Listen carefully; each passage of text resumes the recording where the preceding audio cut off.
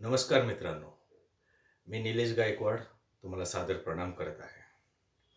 सांगण्याचा उद्देश असा आहे, की जीवन जगण्यासाठी मूळ आधार आहे आपलं पाणी आणि पाणी आजकाल बाजारामध्ये जी भेटते, ती एकदम निर्जीव पाणी भेटतं.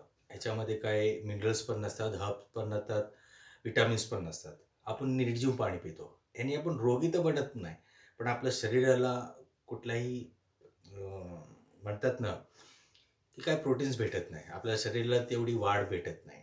मग आपण काय करावं? त्यासाठी आपल्याला नदी आणि विहिरीचं पाणी प्यायचं. विहिरीचं पाणी आणि नदीच्या पाणीमध्ये काय हर्ब्स असतात, मिनरल्स असतात.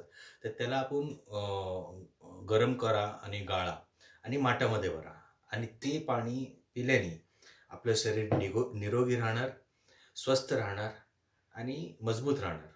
तर जनहितमध्ये एवढंच बोलण्यासाठी, की सगळ्यांनी जिवंत पाणी प्या आणि जिवंत जीवन जगा. धन्यवाद.